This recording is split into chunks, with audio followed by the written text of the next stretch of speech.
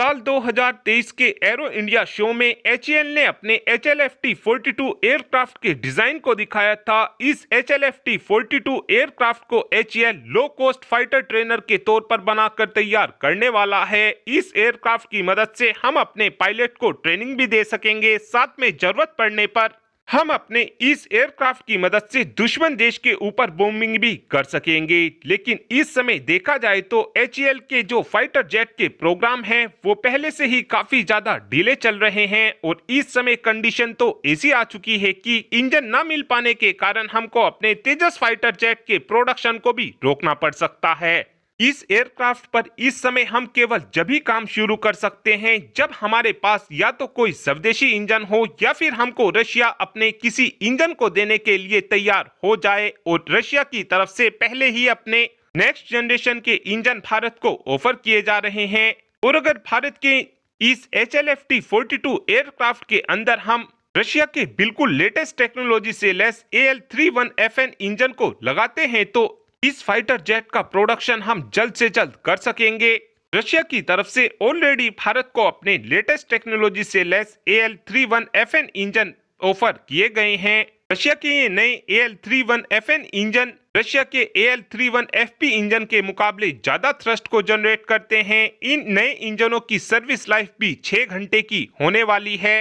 और अगर भारत इस AL-31FN इंजन का इस्तेमाल अपने HLFT-42 एयरक्राफ्ट के अंदर करता है तो इन AL-31FN इंजन को भारत में बनाने में भी कोई दिक्कत हमको नहीं होगी, क्योंकि इन इंजनों के अंदर 70% उन्हीं कंपोनेंट का इस्तेमाल किया जा सकता है जिनको हम AL-31FP इंजन के अंदर लगाते हैं। और भारत पहले से ही AL-31FP इंजन का प्रोडक्शन भारत के अंदर ही कर रहा है, यानी हमको केवल 30% ही कंपोनेंट रशिया से लेने होंगे, जिसके बाद हम इस लेटेस्ट टेक्नोलॉजी के AL-31FN इंजन का प्रोडक्शन भारत के अंदर कर सकेंगे और अपने HLFT-42 एयरक्राफ्ट के अंदर लगा सकेंगे।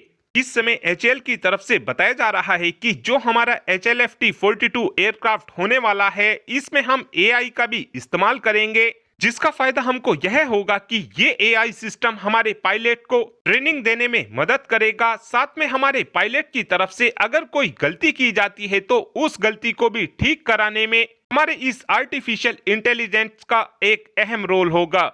साथ में एक अपडेट हमारे कैट्स वॉरियर ड्रोन को लेकर भी आया है। आप सभी ये बात जानते हो कि अगले महीने यानी कि फरवरी 2025 में भारत के अंदर एरो इंडिया शो शुरू होने जा रहा है और इस बार के एरो इंडिया शो में एचएएल अपने इस लॉयल विंगमैन ड्रोन के फुल स्केल मॉडल को दिखाने वाला है। और इस समय उम्मीद इस बात की भी की जा रही है कि एचएएल एरो इंडिया 2025 में कैट्स वॉरियर ड्रोन की सभी स्पेसिफिकेशन को भी रिवील कर देगा।